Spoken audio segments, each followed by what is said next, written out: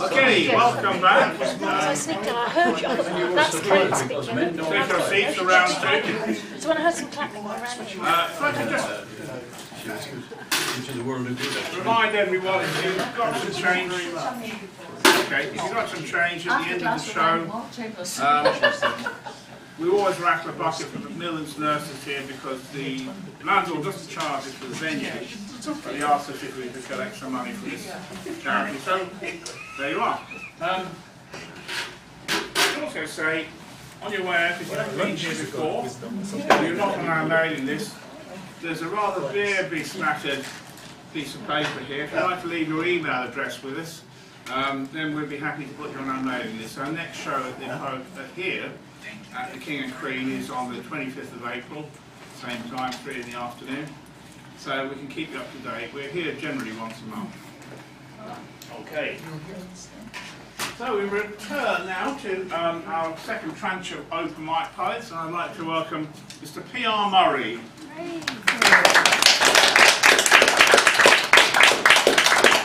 Okay, thank you. Frank mentioned earlier in his poem pigeons, and of course there are lots of other forms of wildlife that we share this city with. I'll do 2 poems about these kinds of animals and birds. First one is the urban seagull. I am an urban seagull who's never seen the sea. Born on the roof of a mega store next to a motorway, I've laughed and cried at the city since I broke out of the egg. I can laugh when I'm flying, I can cry when I stand, perched on one leg, on a lamppost or window ledge, but never in a tree, because I am an urban seagull who's never seen the sea. Some say I am a herring gull, but I'm a gourmet of drop takeaway, and my feathers shine bright from all the cooking oil I've eaten. When the hot air spirals upwards from the sun-baked tarmac below, I ride the thermal with all my mates. Higher and higher and higher we go, at the apex of the spiral, as I circle in the sky. A far-off glint of water may catch my searching eye, but I just soar above the city, and I don't let it bother me, since I'm an urban seagull, and I don't know what it could be.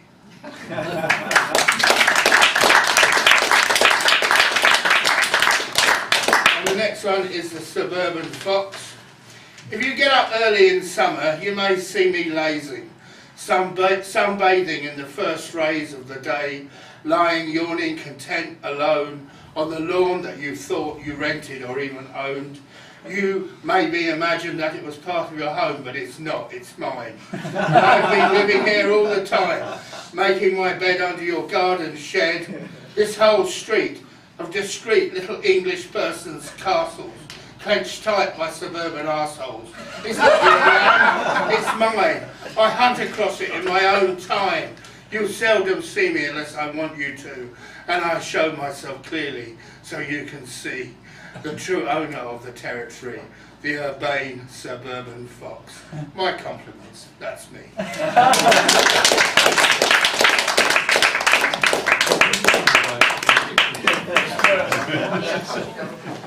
Mr. PRMurry. And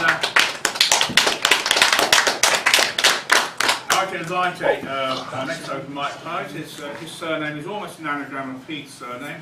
Would you like to please welcome Robert Drury?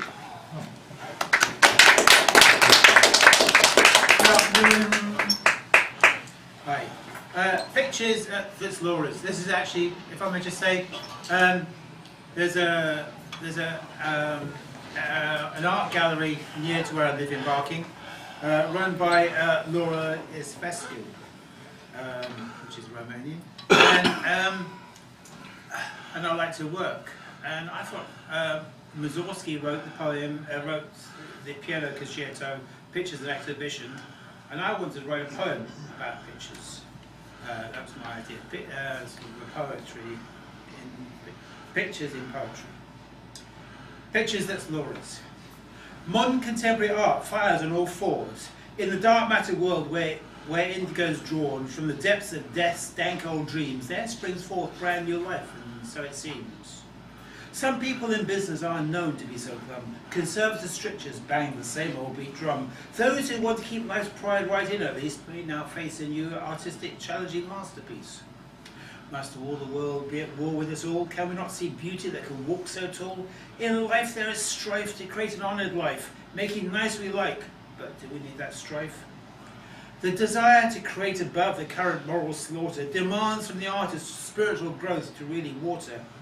Breaking out of our mental comfort zone lines, this new life pours forth where Laura so shines. Creation in the heart of mind finds ways to brighten our living with paintings to support our challenging metaphysical reasoning. We start with art that has a free life that we can think on, so get with the collection who brings it the season. The world does not nurture us yet, of course, but come the day it will come to know this fine cause. Out of the world, painted in dark indigo restraint, blooms the wild garden of Eden in vivid paint. There's a picture just here, I'm sorry, it's too small. Drawing in from mystic regions, the spirit of mankind connects to the unknown and then be shown what to find. Living artist meets metamorphic minds to bring us that find, who then makes it up in the way for us to follow that fine line.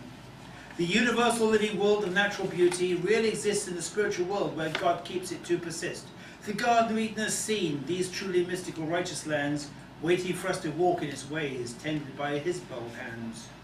Again and again, Laura traces her mighty steps. Again and again, the Garden of Eden flowers best when shaped and painted with the laurel's skillful finger, then viewed and mused that let us appreciate as we linger.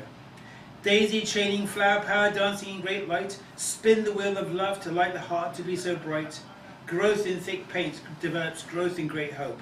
Let it grow, let it flow, my friends, let us see the show. Pushing up boundaries within our dear thin souls, searching up and down in the creative mould, from deep in the wonderful world that is to unfold, a flowering of painted nature that has been shown. There is something new for everyone out there to see. Laura even paints a new dress in solid paint for us to be free. The extraordinary, the implausible becomes quite plausible, the heart at the centre of life's beat to give it causality.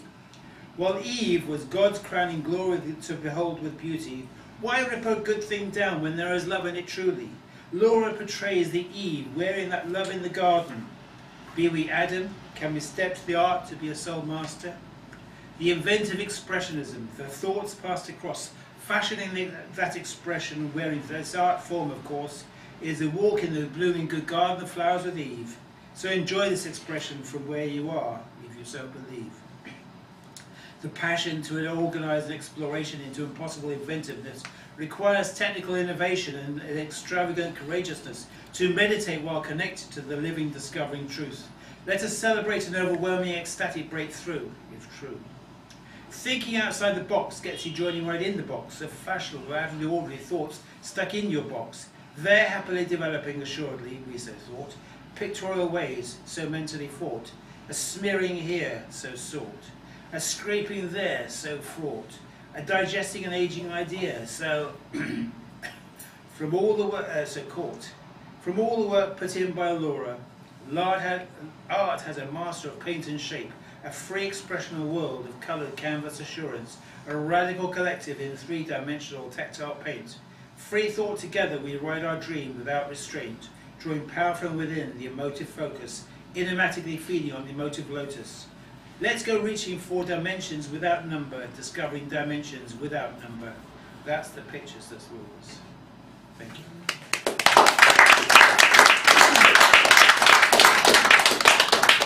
Thank you very much, Robert Drury. And our next open mic poet is George McGillivray.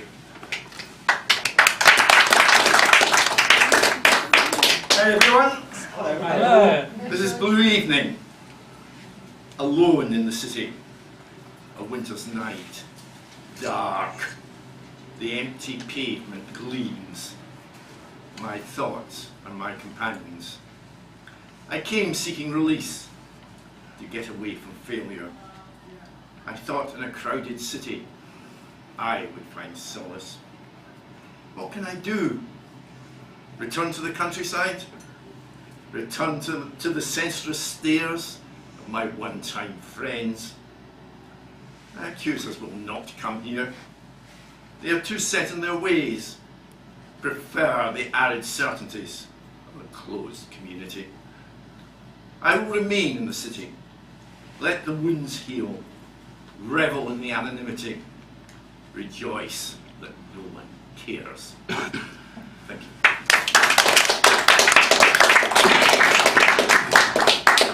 This is solving commuter problems. Owing to an incident at Clapham Junction, yet more hot, sweaty time on the train, standing crammed against the door, no risk at all of falling over.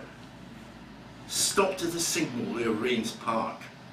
The path alongside looked inviting. I could have walked to Wimbledon quicker, if only I could have got off the train. The train eventually moves forward to the next signal down. The air grew increasingly fetid, the passengers increasingly ill-tempered. Suddenly the train took off, travelling at speed down the line. Looking out of the window, the scenery did not look familiar. Eventually a voice came over the tannoy. "Ladies and gentlemen, this is the devil. You all died of asphyxiation. You're on the express train to hell." Thank you.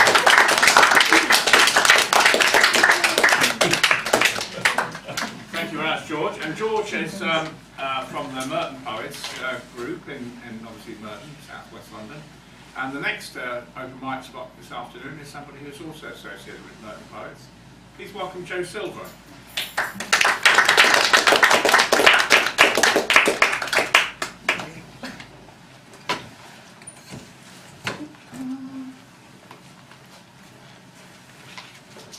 Right, I'm going to do a couple of sung poems. I write in my car to near and far. It's bizarre where I write, like on my bra. I write in the day and in the night I write. In the light and in the dark, by the flash or by the spark, in the garden, in the park, all right. On birthday cards, in and out of spite, or when I really am too uptight, I write in bed or in my head, I write in ink, not much in lead, sometimes in sand or paint or glue, pebbles, pastels, most things will do. I write in the tube or on the bus, where it's quiet, where there's no bus, on the circle line, when I'm feeling fine, I write.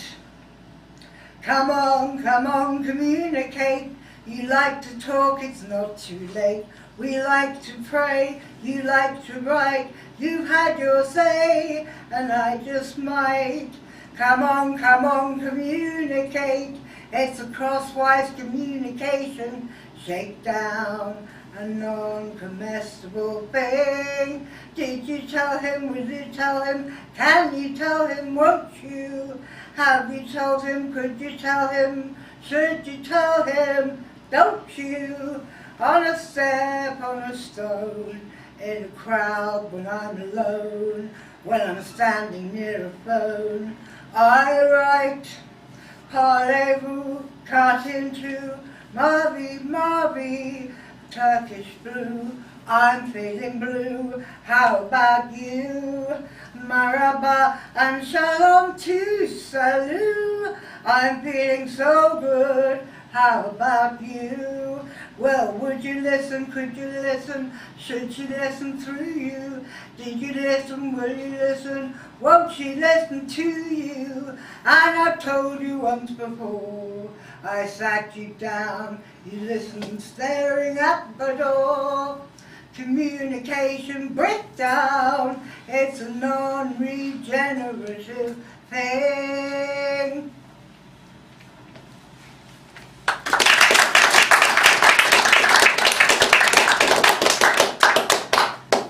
And this is a second one.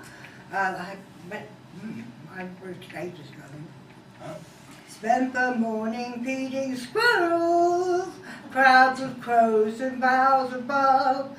Spent the morning pleasing squirrels, out of sight and out of love.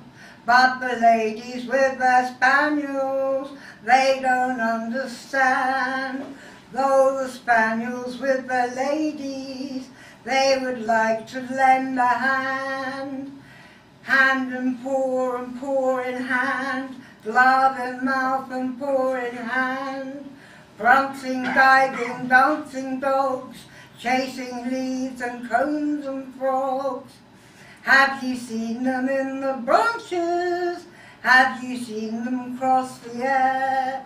Crows in rows, crowing advances. Look up if you dare, everywhere if you dare. But the ladies with their bread bags, they don't understand. But the ladies in their glad rags say that they can lend a hand if they can.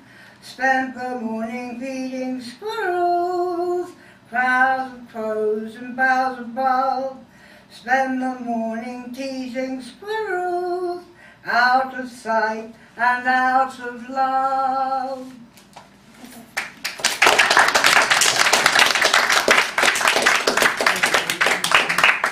Lovely. We're having a lot of urban wildlife in this. Lovely stuff. Lovely stuff. So Joe, in very good voice there. Thank you, Joe. And moving on now to a slightly different form of poetry, a haiku specialist, and it is Christine Eales.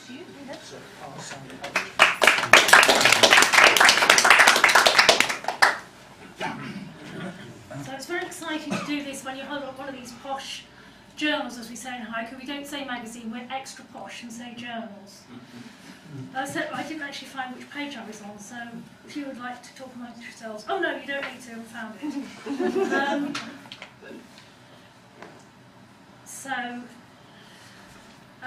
Just a few poems, they're all slightly different, strangely, so I'll just read them. I'll read them twice, once for the head, once for the heart, as is traditional. Twilight lullaby, as waves and voices fade, as seagulls cry. Twilight lullaby, as waves and voices fade, as seagulls cry. Fried onions on her breath, the salty sea. Fried onions on her breath, the salty sea.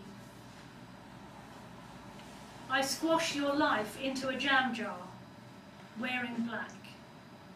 I squash your life into a jam jar, wearing black. The morning after, fuzzy bees wake us up. The morning after, fuzzy bees wake us up. Winter glistens in the moonlight, peeling potatoes. Winter glistens in the moonlight, peeling potatoes. Thank you.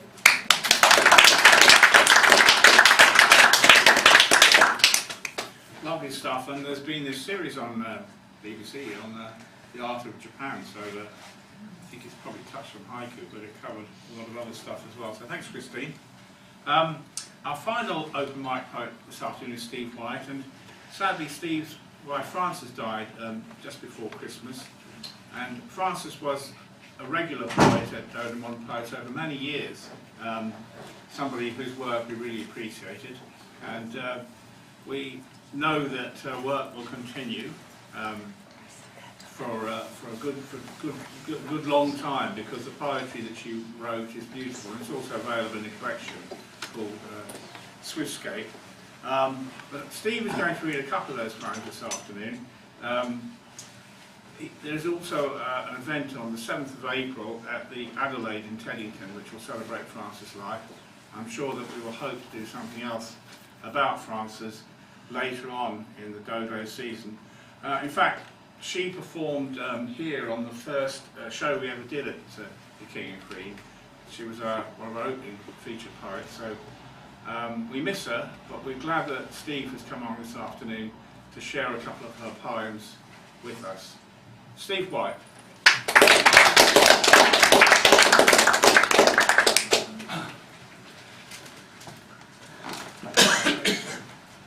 Yes, here's two poems by my late wife Frances. She loved spring, especially the Sunday when the clocks go forward. the Green Man. This is the day we've waited for, when the hour goes forward and light returns, rolling in on a green tide, as we play with time and cheat the clocks. This is the day when the Green Man comes from the dark wood, bearing a bonus of light across the fields, and kindles the ground with flickers of wheat. Hear him breathe tendril and leaf, striding towards us with arms outstretched, scattering spells and filling our land with laughter and song. See him shine through the greening world. Wasteland quivers with shoot and blade. Earth is pregnant with meadow flowers. His time has come. This is the day we forfeit an hour and the Green Man comes. This is the day we've waited for.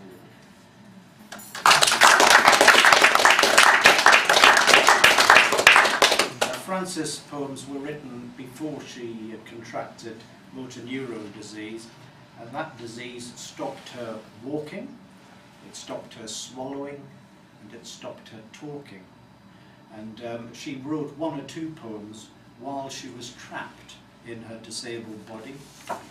And I'm going to read The Ghost of My Former Self.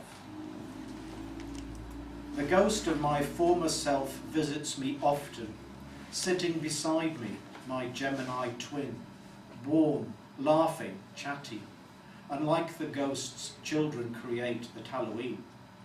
I tell her how I'm glad we walked through meadows, woods and streams, up mountains, clambering over boulders, risking the grey scree, to lift ourselves above war, politics, arguments. She comments on how weak I've grown in the past year, how strange it is to find me quiet, me who like to form and voice opinions, forcibly silenced. My ghost knows I can still think, sometimes write my views, but it's so slow. They used to say I was fast as a ferret down a hole. I'd like some of that speed now, but with this ghost beside me, I don't fear the end. She tells me I'll be able to visit the quick and the dead.